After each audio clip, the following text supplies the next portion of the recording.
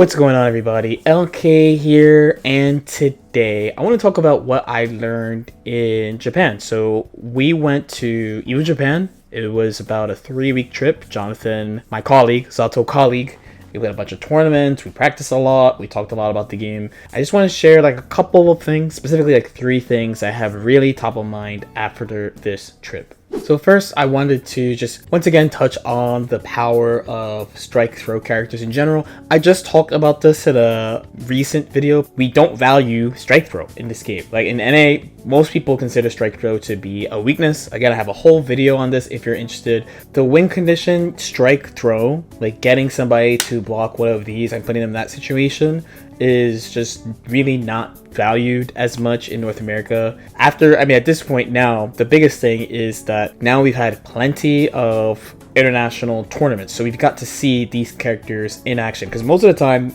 characters, especially after various patches, characters like Soul, like Geo, like Chip, maybe Chip aside though, because Chip's pretty good, they just don't perform as well. There's not as many people on them in North America. Like I said before too, I think North America and EU, EMEA kind of have similar feelings on the game, and Japan just has like different takes on characters. So because of the lack of international tournaments up until now, obviously because of things like the pandemic is the main one, in the past we would look to Japan for character opinions like all the time. So if somebody from NA was like, hey, this character is actually really good, but Japan didn't think so, people would be like, nah, you're wrong. Maybe it's DBFZ is the first time I saw like really huge discrepancies between international communities. And then in Strive, it got to the point, since we started going to big tournaments pretty early. So I remember my first offline major for this game was in 2021. It was like August 2021 Summer Jam, where I got 4th with Milia. We started having tournaments where EU would fly over and stuff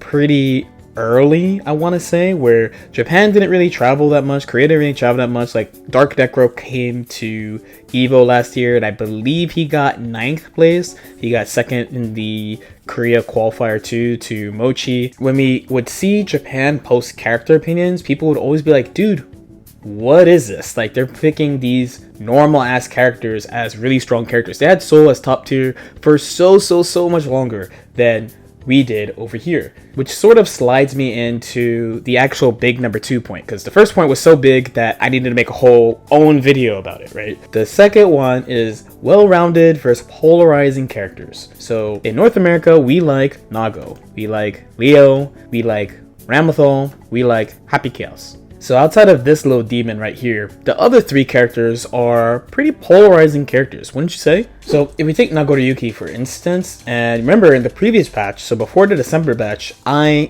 stand by this, I thought he was the best character by the end of that patch. So we're all pretty familiar with his strengths, right? So he can attack instantly from a really far range. He can combo off pretty much everything. If he bites you, he wins the whole game. Really big normals, good at controlling space, the big throw range, and he's got the esports backdash, 6 frame invincible backdash. But we don't talk about his flaws basically ever. So for example, he cannot dash block, so I'm literally mashing on dash, nothing's happening. His jump is slower than other characters, can't air dash, can't double jump. So he's not mobile in a traditional manner, which means some characters can actually kind of just lame him out, and especially once he uses resources, it can be hard for him to actually make anything happen. That's why you see them just slamming on 5H and 2S, right? It's because they're controlling the space that they can. For another example, let's take Ram. As we know, she's got these big disjointed buttons, really good 6P, amazing corner control, but one of her big flaws is that her normals are pretty whiff punishable. So I have 2 recordings where one is Ram is going to do nothing, and one is she's going to do 5H.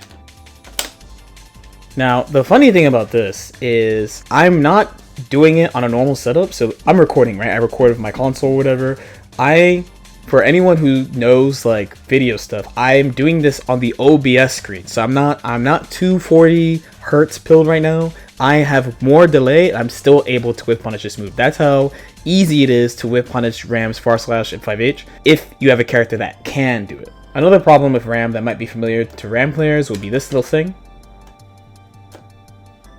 where her sweep is just not big. It's not big, so she has to be pretty close to convert kicks with sweep. It's one of the main reasons why her mid-screen conversions are not that great. It's also one of the main reasons why you see such weird mid-screen conversions, where if we're talking about Japan, they like more well-rounded characters, right? Sol, Kyle, Chip, Gio, Mei. There's an Anji army out there. So while we've already touched on Sol, right? So he's got the 4-frame 5P, 3-frame 5K, plus buttons from a distance with far slash, plus 3 close slash, TPs, command grab. We could also mention some of his weaknesses, right? Like he's not fast. Some of his buttons that he would use for neutral are kind of stubby, so he has to use like 2S instead. His far slash, while good, it's him that's advancing, so he can pull into other moves. So something like this happens pretty often to him if you are too bullish. But what about a character like Giovanna? Like what are Giovanna's actual weaknesses? So I checked Dustloop, and Dustloop doesn't really have any weaknesses. What they list is if you don't like playing neutral without a projectile and having to whiff punish, if you don't like having interactable offense, she is a strike throw character, and if you don't like having a more straightforward game plan. Out of these, I would only really say the first one is a weakness. She doesn't have a projectile. But this character is pretty well rounded. So you have like the Leo dash. While she does do strike throw, she has a kind of unique one where she can attack from a further range that's harder for opponents to deal with defensively, but she can throw from this range, where the equivalent range from Sol is actually just that much slower. She has pretty consistent conversion ability, especially with the buff to her flip kick. So simple little examples, right? There's obviously way more you can do than this. She gets more defense the more meter she has. If anything, the only real thing about her is just that she is a straightforward character. Like there's no real gimmicks about her. You know her frame data, you know how she's gonna generally attack. She just has return and consistent conversion ability. So she's consistent in many situations and not one of these, well, I'm God here and I lose here type characters. And then the last thing, and I know this is going to sound kind of ironic because I switched characters in this game, is that Guilty Gear is a game about character mastery, right? Seeing people play characters that are traditionally not rated very well here. We've been repeating Sol, Kyle. Mei is rated very high here, but she's not as common as in Japan. Of course, there's the whole Geo army. There's even an Anji army out there. But it's just like the more time the game develops, the more these characters will be built up. And of course, we're getting like patches every 6 months or so. So like the little super abusable flaws of characters before are either less now or gone. I have this feeling that in NA, especially like starting from around Dragon Ball, because I didn't get this impression from other games that I played. So my main like FGC history was going from Melty Blood to BlazBlue to Persona to Guilty Gear Xrd to Dragon Ball to now this game. Starting like I would definitely not say I had these feelings in like Melty, BB, Persona, even Xrd. Xrd we would say like this character's cheap, that character's cheap, but I think starting in Dragon Ball, people really started getting obsessed with like, oh, this character's top 5, oh, this thing's super broken, oh, you gotta just switch to this thing will make everything so much easier. And I have a feeling that we have this in Strive also. I feel like that's where a lot of the North America character discourse is. So when Season 2 dropped, many people were like, Kai is top 5. He's top 5, they buffed him like crazy, right? Just from the changes that he got. But he's such a straightforward character that the changes make sense that they're strong, but you have to see how they work in the game, right? Now most people think Kai's like a middling character. I rate him as like a bracket ruiner. He will ruin your day. Good character, he'll ruin your day. I think it's hard to win a big tournament solo Kyle, but it can be done, but there are characters that are above him that can do it more consistently, right? But it's how knee-jerk of a reaction we have to character changes. It's like, oh, this is top 5, this is top 5. My current main, Baiken, is another one, because Baiken is a character that people have said was top 5 for a long time. Now, I think a lot of people's opinion of Baiken is kind of down, where I think she's pretty strong, but I'm not playing her 100% from I think she's a top tier perspective.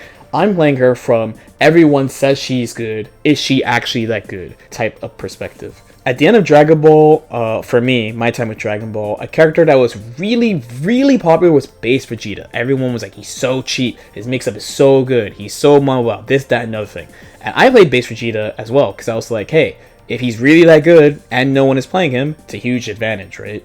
So I played him for a while, but after they only changed one thing about him. They nerfed his EX kick. It used to be a 4-frame reversal, pretty valuable in Dragon Ball, so they nerfed it. And after that, I was like, yo, he's not as well-rounded as he used to be. I started thinking he was just kind of overrated. Like, I felt like it was hard to play people. Of course, I was playing like delay-based netcode. He is definitely a character that's harder to play online than offline, but I still wasn't feeling that great. Eventually, after a few months of trying and just like seeing his strengths and weaknesses, because most people are saying he's just broken, switch to him, it's easy. And when you would play against people who played him, they would play him like that as well. I decided to switch to Gotenks and Roshi after a month, because Roshi came out a month after I started playing Gotenks. Playing this team for a while, I was like, yo, this team is really cheap. And the way that I learned was like, I would just be playing on PSN with a huge smile on my face, where when I was playing base Vegeta, I would be sad booting up Dragon Ball. I'm like, oh, I gotta fucking play some Dragon Ball. So I started playing people offline around like 7-8 months later, and quickly people were like, this is super broken. But it took me picking something that people were not talking about, experimenting on my own, to bring this to the limelight.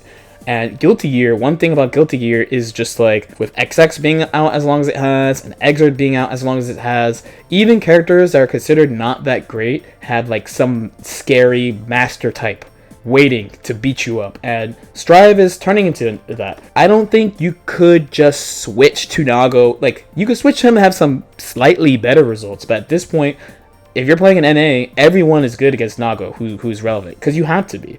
Or talk about Ram. Everyone says Ram's for babies. Ram really does not perform. If you're talking about a character that performs, you have like Zato or 8C or Nago over Ram. You could say that Ram will ruin your day at like on a bracket ruiner type of thing, but the way that people put her out compared to how she does is just kind of like a different thing, and everyone is just focusing on that discussion and not focusing on the greater game itself and how all the characters work with each other. But that's just my take. Let me know what you guys think. As usual, if you have any questions or comments, definitely feel free to leave them in the comment section below. Shout outs to all the people on Patreon, by the way, finally sending me some viewer request videos. You don't have to subscribe to like the higher tiers or whatever to watch them. Everything's available in the, because Patreon won't let me do a free tier, so there's like a $1 tier if you're into that. Again, thank you to everybody for the support. We're gonna keep on doing that. Like and subscribe if you guys feel like it, and I will see y'all next time. Peace out.